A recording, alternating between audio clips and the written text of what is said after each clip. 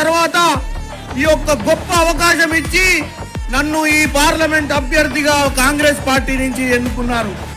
మీ అందరికీ సోదరునిగా తుంగతుర్తి నియోజకవర్గం కాళీగౌరారం మండలానికి సంబంధించిన వాణ్ణి.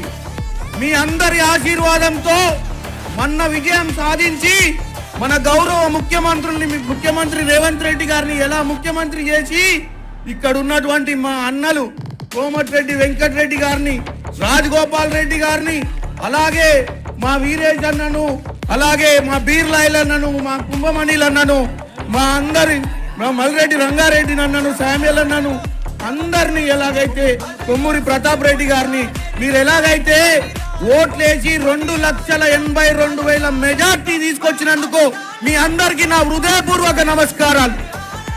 ఇవాళ ముఖ్యమంత్రి గారు ప్రత్యేకంగా నా నామినేషన్ ర్యాలీకి రావడం